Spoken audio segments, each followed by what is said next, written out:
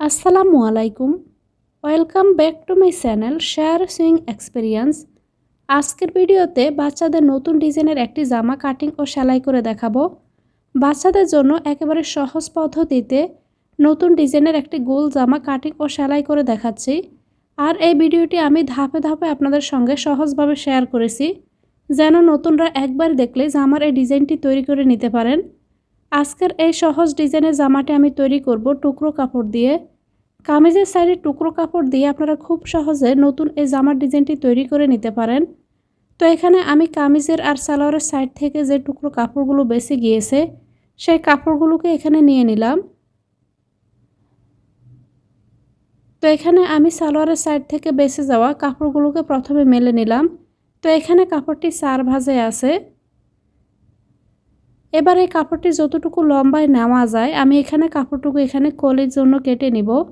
তো এখানে কাপড়টি 4 ভাঁজে আছে। সামনের জন্য এখানে 2টা পার্ট আর এখানে পিছনের জন্য 2টা পার্ট, আমি মোট এখানে 4 পার্ট কাপড় এভাবে ব্যবহার করব। তো এখানে কাপড়টুকু আমি কেটে নিয়েছি।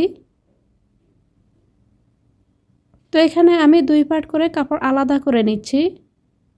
এবার মাঝখানে আমি জয়েন্ট করার জন্য এখানে আরও এক টুকরো কাপড় নিব। তো এখানে এই কাপড়টি আমি সালোয়ারের সাইড থেকে বেঁচে যাওয়া কাপড় নিয়েছি। তো এখানে কাপড়টির মাঝখানে জয়েন্ট আছে, তো এখানে আমি জয়েন্টটাকে এখানে কেটে নিব। আপনারা জামার এই ডিজাইনটি ফলো করে গজ কাপড় দিয়েও সরাসরি কাপড়গুলোকে এখানে সেম মাপে কেটেও কিন্তু আপনারা এখানে জামার ডিজাইনটি তৈরি করে নিতে পারেন। মাঝখানে ছোট এই টুকরো কাপড়টি এখানে 2 ভাঁজে আছে। তো এখানে উপর থেকে যে অংশটুকু খালি আছে এখানে মোট 3.5 ইঞ্চি পর্যন্ত লম্বায় আছে। কোয়ালিটি এখানে চড়াই আছে 3 ইঞ্চি আর নিচ থেকে এখানে আছে 8 ইঞ্চি। আর এই কোয়ালিটির মোট লম্বা হবে মোট 20 ইঞ্চি। মাঝখানের এই টুকরো কাপড়টা এখানে লম্বায় আছে 16.5 ইঞ্চি আর চওড়া সাইড থেকে এখানে আছে 7 ইঞ্চি। তো এখানে 3টি কলির কাপড় একসঙ্গে আমি সেলাই করে নিব। একইভাবে এখানে আমি সামনের এবং পিছনের জন্য 3টি কাপড় একসঙ্গে সেলাই করে নিয়েছি।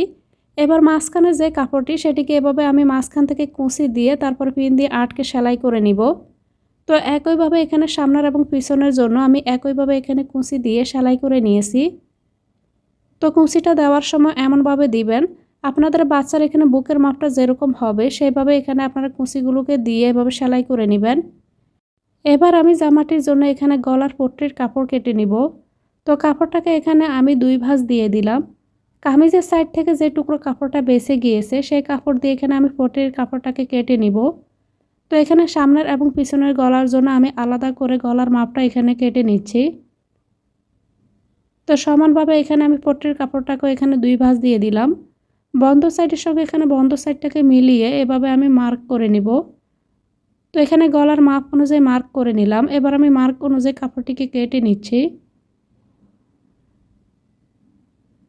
যেহেতু 4 কোনা গলা তাই আমি সেই অনুযায়ী এখানে আমি গলার কাপড়টিকে কেটে নিচ্ছি। একইভাবে জামাটির সামনের এবং পিছনের গলার জন্য এখানে আমি কাপড় কেটে নিয়েছি। এবার টুকরো এই কাপড়টিকে আমি এখানে জামার সঙ্গে এখানে সেলাই করে নিব। তো এখানে গলার এই পট্টির কাপড়টাকে সাইড থেকে এভাবে একটা ভাঁজ দিয়ে সেলাই করে নিব। এরপর জামার ঠিক পাশের উপরে এখানে পট্টির কাপড়টাকে রেখে আমি গলার অংশে সেলাই করে নিব। তো এখানে সেলাই করে নেওয়ার পর কাপড়টিকে উল্টে আমি উল্টো সাইডে নিয়ে যাব। তারপর আমি এখানে আরও একটি চাপ সেলাই দিয়ে দিব। সামনের এবং পিছনের গলার জন্য একইভাবে পট্টির কাপড়টাকে আমি সেলাই করে নিচ্ছি।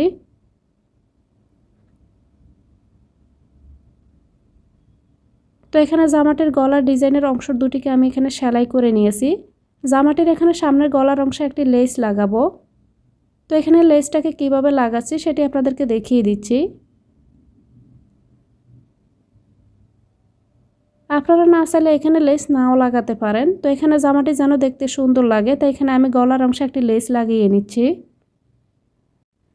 গলার অংশে যখন লেসটা লাগাবেন একটা সাইড এভাবে লাগিয়ে নেওয়ার পর লেসটিকে এভাবে ঘুরিয়ে অপর সাইডে নিয়ে যাব।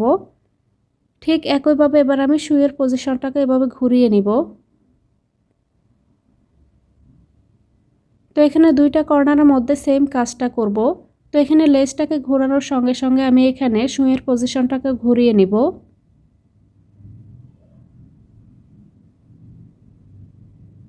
তো এখানে আমি গলার অংশে লেসটাকে লাগিয়ে নিয়েছি। এবার অতিরিক্ত লেসটুকু আমি কেটে নিলাম। তো এখানে আমার লেসটাকে লাগিয়ে নেওয়া হয়ে গিয়েছে। এবার আমি জামাটির এখানে হাতার অংশটাকে কাটিং করব। তো এখানে জামাটির মধ্যে কিন্তু আমি এখনও হাতার বা বগলের অংশটুকু এখনও কাটিং করিনি। তো এখানে আমি কাপড় দুটিকে মাঝখান থেকে ভাঁজ দিয়ে নিব। সেলাইয়ের কাজ করতে গেলে অনেক সময় দেখা যায় কাপড়ের সাইড থেকে বেশ কিছু টুকরো কাপড় বেঁচে যায়। কাপড়গুলোকে আপনারা ফেলে না দিয়ে এভাবে আপনারা নতুন ডিজাইনের বাচ্চাদের জন্য জামা তৈরি করে নিতে পারেন। তো এখানে জামাটির সামনের এবং পিছনের পার্ট দুটিকে আমি এখানে 2 ভাঁজ করে নিয়েছি। এবার আমি এখানে বগলের সাইড থেকে 5 ইঞ্চি লম্বা এখানে বগলের মাপ নিয়েছি।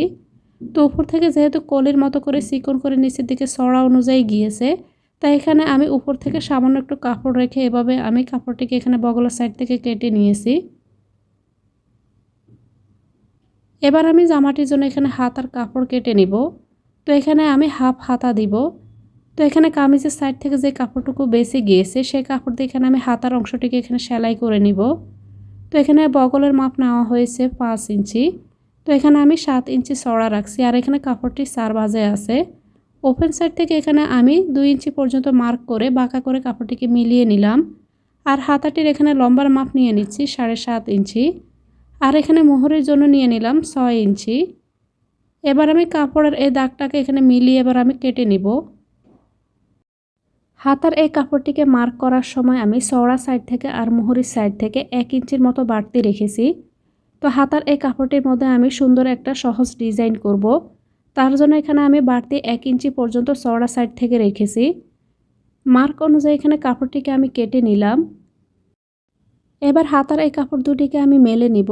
আর এখানে হাতার কাপড় দুটির মধ্যে মাঝখানে এখানে আমি একটি মার্ক করে নিব। আর এখানে আমি বাড়তি যে কাপড়টুকু নিয়েছি কাপড়ের মধ্যে এরকম কুচি দিয়ে একটি ডিজাইন করে নিব। তো মোহরের সাইডও সেমভাবে এখানে মাঝ বরাবর এখানে আমি 2 সাইড থেকে কাপড়টাকে এখানে কুচি দিয়ে সেলাই করে নিব। আর এখানে উপর বগলের সাইড থেকে আমি যখন জামার হাতার সঙ্গে সেলাই করব তখন এখানে সরাসরি কুচি দিয়ে আমি এখানে সেলাই করে নিব। এখন শুধুমাত্র আমি এখানে মোহরের সাইড থেকে এখানে আমি মাঝ বরাবর দাগের থেকে 2টা সাইড থেকে এখানে কুচি দিয়ে কাপড়টিকে আমি সেলাই করে নিব। আর এখানে আমি জামার সামনের এবং পিছনের পার্ট দুটিকে একসঙ্গে মিলিয়ে শোল্ডার অংশটিকে জয়েন্ট করে নিব। তো এখানে আমি হাতার কাপড় দুটিকে সেলাই করে নিয়েছি। এবার আমি এখানে বগলের সাইড থেকে এখানে আমি কাপড়টিকে এখানে আমি হাতার অংশে এভাবে কুঁচি দিয়ে সেলাই করে সরাসরি সেলাই করে নিব। তো অবশ্যই এখানে মাঝখানে মার্ক অনুযায়ী এখানে আপনারা শোল্ডার অংশে মার্কটা এখানে মিলিয়ে রেখে তারপর সেলাইটাকে করে নেবেন। তো এখানে আমি হাতার কাপড় দুটিকে জামার সঙ্গে সেলাই করে নিয়েছি। এবার আমি এখানে হাতার মোহরের অংশে এখানে উল্টো সাইডে এভাবে 2 ভাঁজ দিয়ে কাপড়টিকে সেলাই করে নিব। তো এখানে সেলাইটা বগলের সাইডে এখানে হাতার কাপড়টিকে কিভাবে জয়েন্ট করেছি সেটি আপনাদেরকে দেখালাম না, না হয় দেখা যাবে ভিডিওটা অনেক লম্বা হয়ে যাবে। তো এখানে মোহরের সাইডে আমি এখানে কাপড়টিকে এভাবে আমি উল্টো সাইডে 2 ভাঁজ দিয়ে সেলাই করে নিয়েছি। এবার আমি গলার লেসের সঙ্গে মিল রেখে হাতার অংশে এখানে এক কালারের রিবন লাগিয়ে নিব। আপনারা চাইলে এখানে এক কালারের প্লেন কাপড় দিয়ে এখানে হাতার অংশে সেলাই করে নিতে পারেন। তো এখানে আমি রিবন লাগিয়ে নিচ্ছি।